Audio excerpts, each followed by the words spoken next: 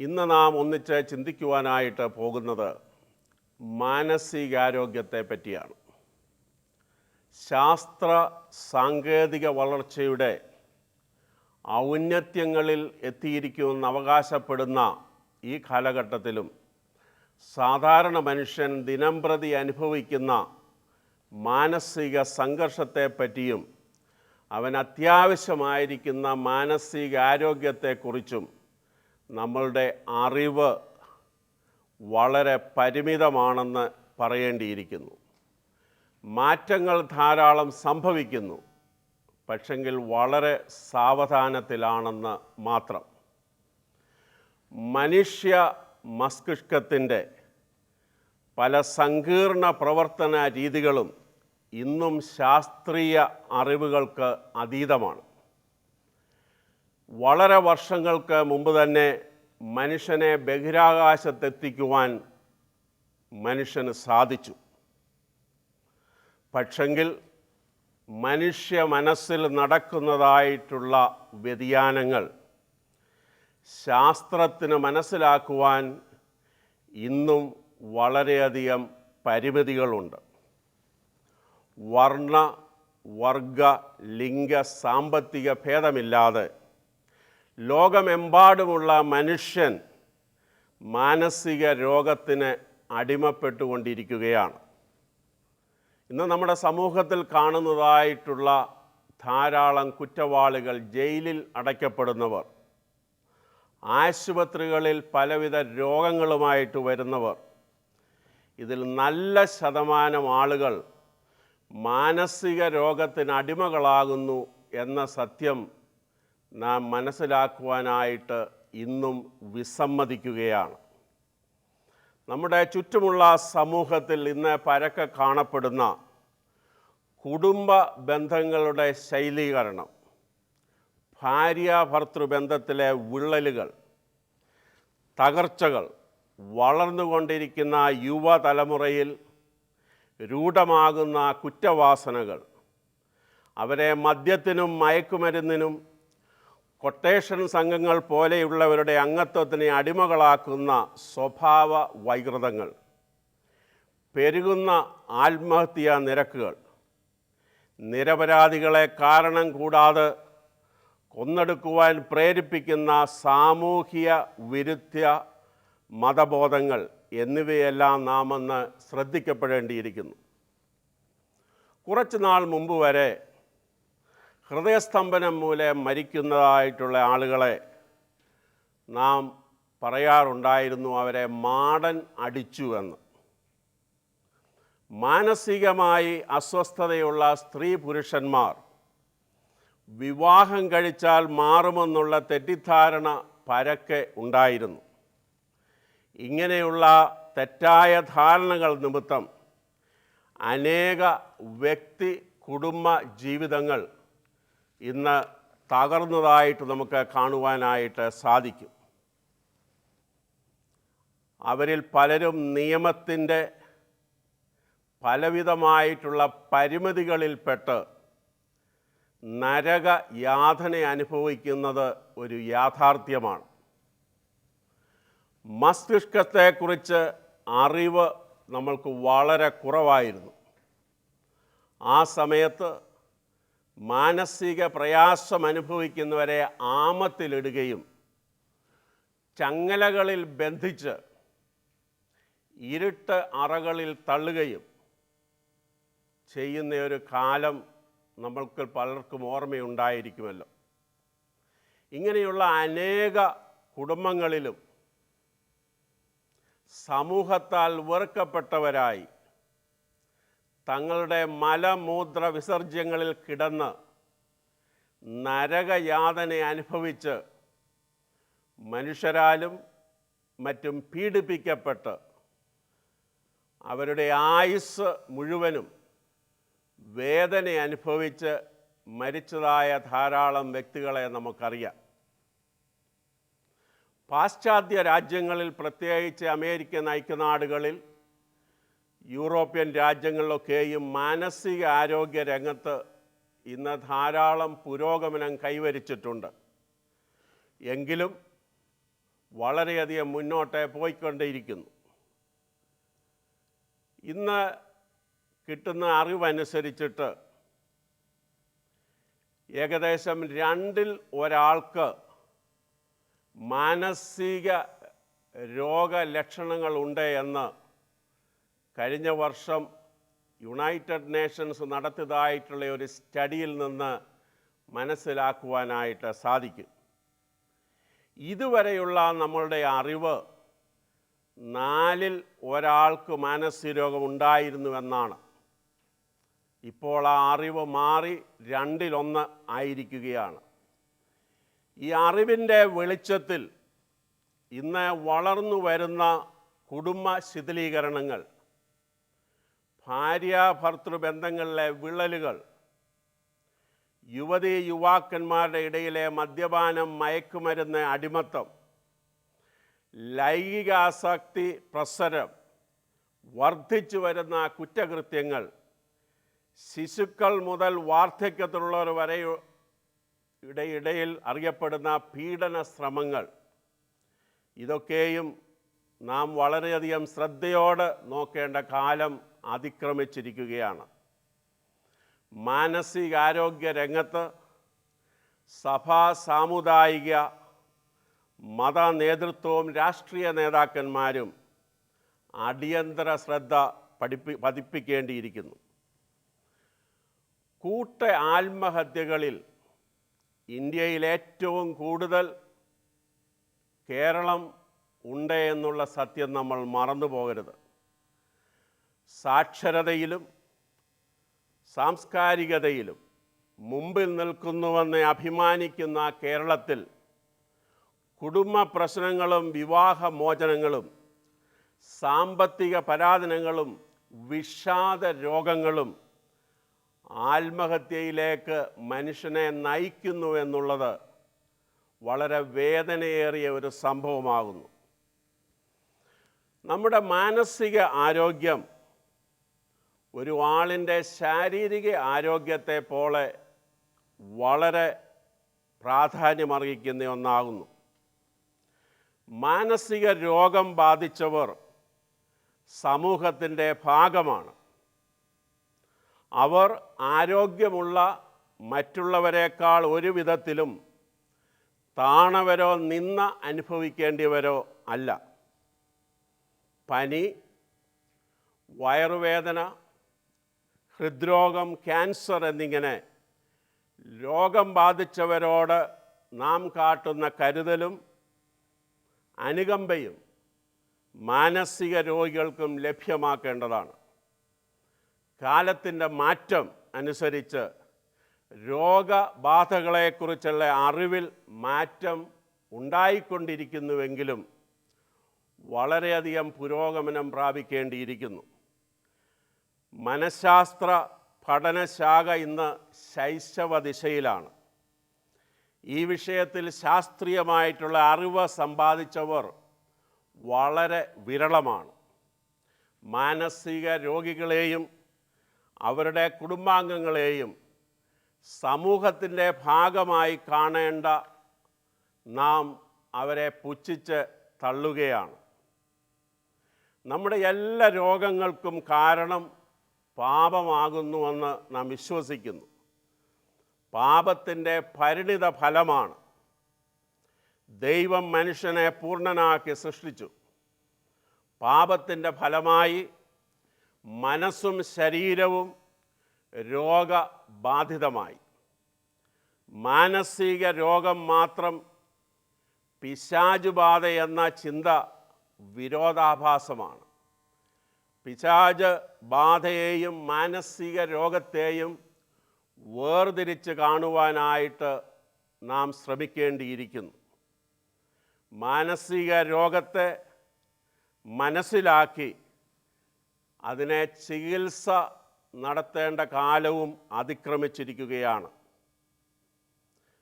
അവരോട് കാണിക്കുന്നതായിട്ടുള്ള ക്രൂരതയും അജ്ഞതയും വളരെ വേദന ഉണ്ടാക്കുന്നതാണ്. മാനസിക രോഗിയായിരിക്കുന്ന പുരുഷനോ സ്ത്രീയോ വിവാഹം കഴിച്ചാൽ രോഗം ഭേദമാകുമെന്നുള്ള തെറ്റിദ്ധാരണ നിമിത്തം അനേക വ്യക്തികൾ, കുടുംബങ്ങൾ കൊടും ചതിയിൽപ്പെട്ട് നിയമത്തിൻ്റെ ഊരാക്കുടുക്കുകളിൽ നിന്ന് കരകയറുവാൻ അനേക വർഷങ്ങൾ പലർക്കും വേണ്ടി വരുന്നു. മാനസിക രോഗികളുടെ പുനരധിവാസത്തിന് സാമൂഹിക സംഘടനകളും സർക്കാരും ഒന്നിച്ച് പ്രവർത്തിക്കേണ്ട കാലം അതിക്രമിച്ചിരിക്കുന്നു. വികലാംഗരോട് കാണിക്കുന്നത് പോലെയുള്ള സഹായ സന്മനസ് മാനസിക രോഗികളോടും നാം കാണിക്കേണ്ടിയിരിക്കുന്നു. മസ്തിഷ്കത്തിൻ്റെ താളം തെറ്റിയ അവസ്ഥ കൊണ്ട് വേദനിക്കുന്നതായിട്ടുള്ള വ്യക്തികളെയും കുടുംബങ്ങളെയും നാം അവഗണിക്കാതെ, തള്ളിക്കളയാതെ നമ്മളുടെ സ്വന്തം സഹോദരീ സഹോദരങ്ങളായിട്ട് നാം കാണേണ്ടിയിരിക്കുന്നു. അവരെ മുഖ്യധാരയിലേക്ക് നാം കൊണ്ടുവരേണ്ട കാലവും വളരെ അതിക്രമിച്ചിരിക്കുകയാണ്. നാം മാനസിക രോഗത്തെ കാണുന്നത് നാം ഏതു വിധത്തിലുള്ള വ്യക്തികൾ എന്നുള്ളത് കൊണ്ടാണ്. ഉദാഹരണമായിട്ട് നമ്മളുടെ മതപരമായിട്ടുള്ള വിശ്വാസം ഇതിനൊരു പ്രധാന ഘടകമാണ്. പിശാചുണ്ടെന്ന് വിശ്വസിക്കുന്നതായ വ്യക്തികൾ മാനസിക രോഗികളെ പൂർണ്ണമായും പിശാച് ബാധിച്ചവരായിട്ട് വിചാരിച്ചവരെ ഇരുട്ട് അറകളിലേക്ക് തള്ളിക്കളയാറുണ്ട്. മാനസിക രോഗം പ്രാപിച്ച വ്യക്തികളും കുടുംബങ്ങളും അവരതിവേദന അനുഭവിക്കുന്നതായിട്ടുള്ള സമയത്ത് അവർക്ക് ലഭിക്കേണ്ടതായിട്ടുള്ള സഹായം നാം കൊടുക്കാതെ അവരെ സമൂഹത്തിൽ തരം താഴ്ത്തി രണ്ടാംകിടയോ മൂന്നാംകിടയോ പൗരന്മാരായിട്ട് കണ്ടുകൊണ്ട് നീചമായിട്ട് നാം പെരുമാറാറുണ്ട്. വേദപുസ്തകത്തിൽ പറയുന്നുണ്ട്, മോടിയുള്ള വസ്ത്രം ധരിച്ച് വരുന്നവരോട് നാം വളരെയധികം സ്നേഹവും ബഹുമാനവും കാണിക്കും. എന്നാൽ വേദന അനുഭവിക്കുന്നതായിട്ടുള്ള, ദുരിതമനുഭവിക്കുന്ന, മാനസികമായിട്ട് സമതല തെറ്റിയതായിട്ടുള്ള ഒരു വ്യക്തി നമ്മളുടെ സഭയിലേക്കോ നമ്മുടെ കുടുംബങ്ങളിലേക്കോ കടന്നു വന്നാൽ ഏതു വിധത്തിൽ നാം അവരോട് ഇടപെടുന്നുവെന്ന് നമ്മൾ ചിന്തിക്കേണ്ട സമയം ഇപ്പോഴാണ്. നാം അവരെ തള്ളിക്കളയരുത്. നമ്മൾക്ക് മനുഷ്യൻ്റെ മനസ്സ് ഏതു പ്രകാരം പ്രവർത്തിക്കുന്നുവെന്ന് മനസ്സിലാകാത്തത് കൊണ്ട് അതെല്ലാം പിശാചിൻ്റെ ബാധയുള്ളവരാകുന്നുവെന്ന് പറഞ്ഞ് ഉപേക്ഷിക്കരുത്. ഞാൻ മുമ്പേ പറഞ്ഞതുപോലെ എല്ലാ രോഗങ്ങളും പാപത്തിൻ്റെ പരിണിത ഫലമാണ്. പാപം വന്നതുകൊണ്ടാണ് ക്യാൻസറും പുറത്തുവേദനയും തലവേദനയും എല്ലാം ഉണ്ടായിരിക്കുന്നത്. അതുപോലെയുള്ള ഒരു രോഗം ബാധിച്ചതായിട്ടുള്ള മാനസിക രോഗിയെ നാം എന്തുകൊണ്ടാകുന്നു രണ്ടാംകിട പൗരനായിട്ട് അല്ലെങ്കിൽ മൂന്നാംകിട പൗരനായിട്ട് കണക്കാക്കി സമൂഹത്തിൽ നിന്ന് നാം പിന്തള്ളുവാനായിട്ട് ശ്രമിക്കുന്നത്? നമ്മളുടെ വിദ്യാഭ്യാസവും ഇതിനൊരു പ്രധാന ഘടകമാണ്. മനുഷ്യ മസ്തിഷ്കത്തെക്കുറിച്ചുള്ള പഠനം ഇന്നും ഒരു ശൈശവ ദശയിലാണ്. വിദ്യാഭ്യാസമുള്ളവരും വിദ്യാഭ്യാസമില്ലാത്തവരും ചിലപ്പോൾ മാനസിക രോഗത്തെ പല വിധത്തിൽ വ്യാഖ്യാനിച്ചു വന്ന് വന്നേക്കാം. കുറച്ച് നാളുകൾക്ക് മുമ്പായിട്ട് നടന്നതായിട്ടുള്ള ഒരു സമരത്തെക്കുറിച്ച് ഞാൻ ചിലരോട് പറഞ്ഞപ്പോൾ അതിൻ്റെ നേതാക്കന്മാരുടെ പ്രശ്നം എന്തായിരുന്നു എന്ന് ചോദിച്ചപ്പോൾ ആളുകൾ പറഞ്ഞു, അവർക്കെല്ലാം എന്തോ വ്യക്തിത്വ പ്രശ്നങ്ങൾ ഉണ്ടായിരുന്നു, അല്ലെങ്കിൽ അവരുടെ ഈഗോയുടെ പ്രശ്നമാണ്. ഒരു വിധത്തിൽ അത് ശരിയാണ്. പക്ഷേ അതിൻ്റെ നേതാക്കന്മാരെ എനിക്ക് നേരിട്ട് വ്യക്തമായിട്ട് അറിയാവുന്നതുകൊണ്ട് എനിക്ക് പറയുവാനായിട്ട് സാധിക്കും, അവർ മാനസിക രോഗികളായിരുന്നു. ആ നേതാക്കന്മാർ ഇന്ന് പലവിധമായിട്ടുള്ള മാനസിക രോഗത്തിനടിമയായിട്ട് നിത്യം മരുന്ന് കഴിക്കുകയും ഷോക്ക് ട്രീറ്റ്മെൻറ്റ് പോലുള്ള ട്രീറ്റ്മെൻറ്റിന് വിധേയരായിക്കൊണ്ടിരിക്കുകയാണ്. എന്നാൽ അനേക വർഷങ്ങൾക്ക് മുമ്പ് അവരുടെ പ്രവൃത്തികൾ മനസ്സിലാക്കുവാനായിട്ട് നമ്മൾക്ക് സാധിച്ചില്ല. പിന്നെ മാനസിക രോഗത്തെക്കുറിച്ച് ചിന്തിക്കുമ്പോൾ 3 കാര്യങ്ങൾ വളരെ പ്രത്യേകമായിട്ട് നാം ചിന്തിക്കണം. ഒന്ന്, നമ്മളുടെ മനസ്സിൽ ചില ചിന്തകൾ മാനസിക രോഗികളെക്കുറിച്ചുണ്ട്. അവരെ വസ്ത്രം ധരിക്കാതെ, കല്ലുമെറിഞ്ഞ്, തലമുടി ചീകാതെ, ബഹളം കാണിച്ച് റോഡിൽ കൂടെ ആളുകളെ ഭീഷണിപ്പെടുത്തി നടക്കുന്നവരാണ് മാനസിക രോഗികൾ എന്നുള്ള ഒരു തെറ്റിദ്ധാരണയുണ്ട്. അത് മാനസിക രോഗം മൂർച്ഛിച്ച് ചികിത്സ ലഭിക്കാത്തവരാണ് എന്നുള്ള സത്യം നാം മറന്നു പോകരുത്. നല്ല ഡ്രസ്സ് ചെയ്ത് നല്ല രീതിയിൽ ജീവിക്കുന്നതായിട്ടുള്ള അനേക മാനസിക രോഗികളെ എനിക്ക് നേരിട്ടറിയാം. അതുകൊണ്ട് ആദ്യത്തെ ആ തെറ്റിദ്ധാരണ നമ്മൾ മാറ്റേണ്ട കാലം വളരെയധികം അതിക്രമിച്ചിരിക്കുകയാണ്. മാനസിക രോഗികൾ എല്ലാവരും തലമുടി ചെയ്യാതെ നല്ല ഡ്രസ്സ് ധരിക്കാതെ നടക്കുന്നവരല്ല. നല്ല ഡ്രസ്സ് ധരിച്ചവർക്കും അങ്ങനെയുണ്ട്. തുടർന്നുള്ള പ്രോഗ്രാമുകളിൽ ഇങ്ങനെയുള്ള മാനസിക രോഗങ്ങളുടെ വ്യത്യസ്ത രൂപങ്ങളെക്കുറിച്ച് ഞാൻ സംസാരിക്കുവാനായിട്ട് ശ്രമിക്കുന്നതാണ്. നമ്മൾ സാധാരണ മനുഷ്യനെന്ന് പറയുന്ന നോർമൽ പീപ്പിൾ, അവരും മാനസിക രോഗത്തിനടിമകളായിരിക്കാം. നമ്മൾ മാനസിക രോഗികളെ ബുദ്ധിയില്ലാത്തവരെന്ന് പറഞ്ഞ് തല്ലാറുണ്ട്. അതും ശരിയല്ല. മാനസിക രോഗം ബാധിച്ച് ചികിത്സ നടന്നതായിട്ടുള്ള ഒരു വ്യക്തി നോബൽ പ്രൈസ് വാങ്ങിച്ച കഥ നാം മറന്നു പോകരുത്. ബ്യൂട്ടിഫുൾ മൈൻഡ് എന്ന് പറയുന്നതായിട്ടുള്ള ഫിലിമിൽ അദ്ദേഹത്തിൻ്റെ ജീവചരിത്രം രേഖപ്പെടുത്തിയിട്ടുണ്ട്. അതുകൊണ്ട് നമ്മളുടെ ഇങ്ങനെയുള്ള തെറ്റിദ്ധാരണകൾ നമ്മൾ മാറ്റേണ്ടിയിരിക്കുന്നു. അതായത് മാനസിക രോഗികളെല്ലാവരും വൃത്തികെട്ട് കുളിക്കാതെ നടക്കുന്നവരാകുന്നു എന്നുള്ള തെറ്റിദ്ധാരണ. രണ്ടാമത്തെ സംഗതി നമ്മളുടെ അറിവില്ലായ്മയുള്ളത്, മനുഷ്യൻ ചന്ദ്രനിലേക്ക് പോയി എന്ന് നമ്മൾ കണ്ടിട്ടില്ല എങ്കിലും നമ്മളത് വിശ്വസിക്കുന്നു.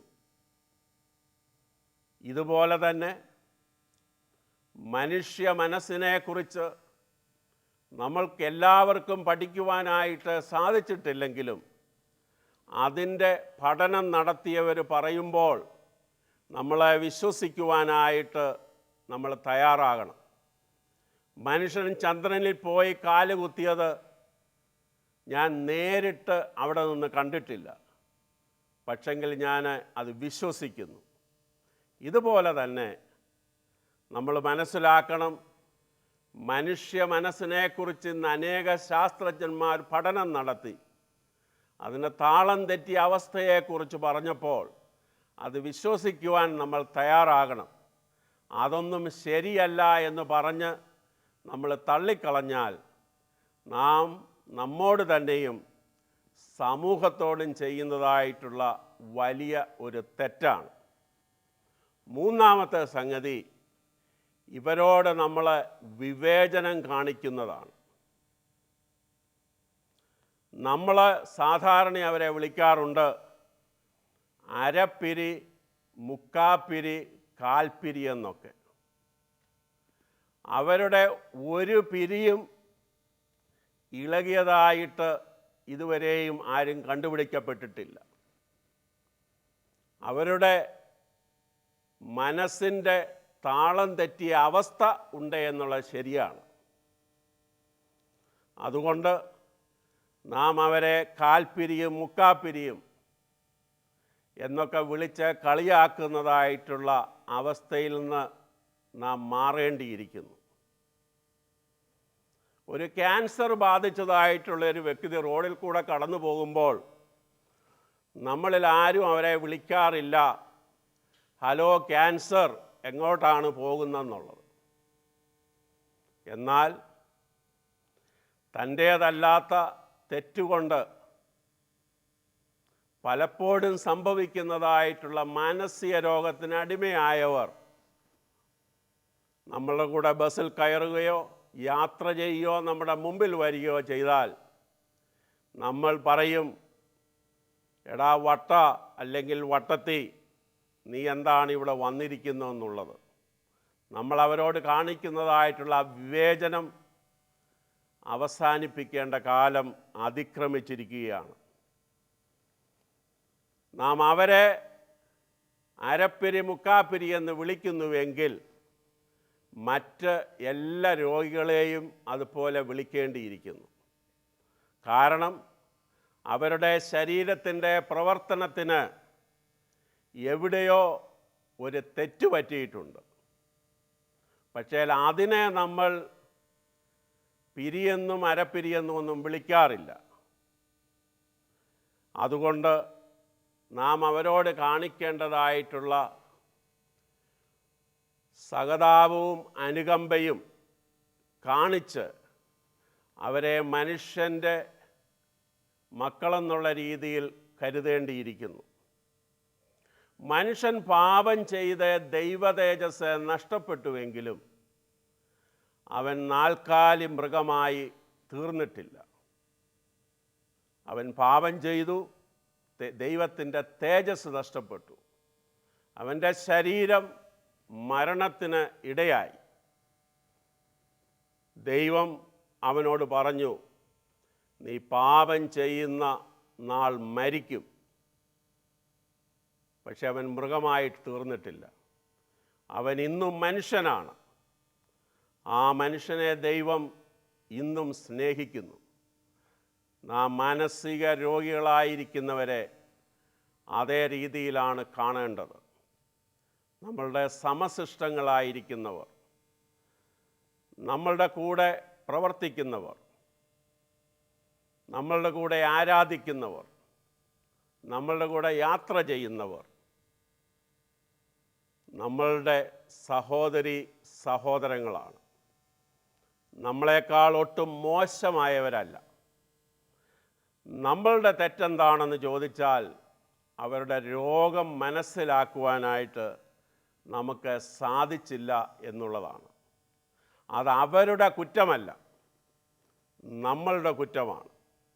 നാം ആ രോഗത്തെക്കുറിച്ച് മനസ്സിലാക്കി അവരോട് സഹാനുഭൂതി കാണിക്കേണ്ട സമയം കടന്നിരിക്കുകയാണ്.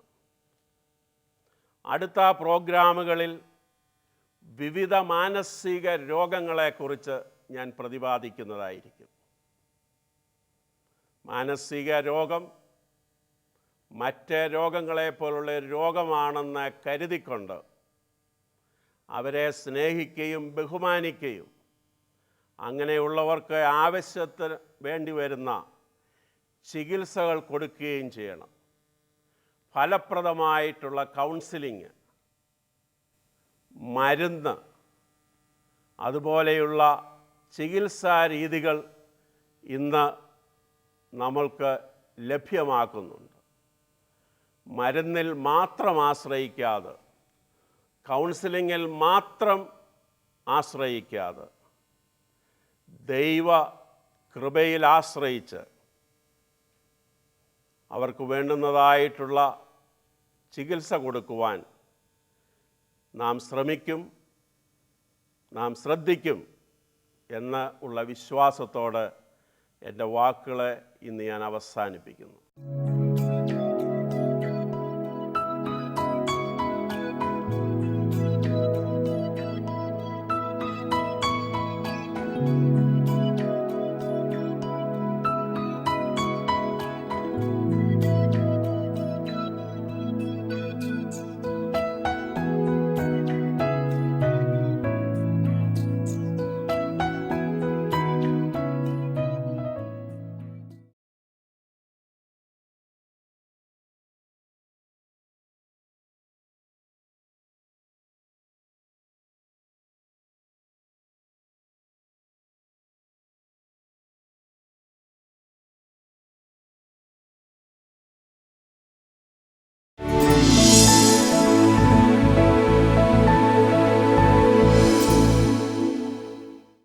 ഇന്ന് നാം ചിന്തിക്കുവാനായിട്ട് പോകുന്നത് നമ്മൾ സാധാരണ ചെയ്യുന്നതും അതിൻ്റെ ഭയാനകത്വത്തെക്കുറിച്ച് മനസ്സിലാക്കുവാനായിട്ട് ശ്രമിക്കാത്തതും ചിന്തിക്കാത്തതുമായിട്ടുള്ള ഒരു വിഷയത്തെക്കുറിച്ചാണ്. നാം ആരോട് ചോദിച്ചാലും അല്ലെങ്കിൽ പലരോട് ചോദിച്ചാൽ നമ്മൾക്ക് ലഭിക്കുന്ന ഒരു ഉത്തരം, എനിക്ക് കോപം ഉണ്ട്, അത് നിയന്ത്രിക്കുവാനായിട്ട് സാധിക്കുന്നില്ല. ഞാൻ കുറച്ച് നാൾ മുമ്പ് ഒരു ഗ്രൂപ്പിൽ സംസാരിച്ചു, മത പുരോഹിതന്മാരുടെ ഒരു ഗ്രൂപ്പിൽ. അവരെന്നോട് പറഞ്ഞു, ഞങ്ങളുടെ അടുക്കൽ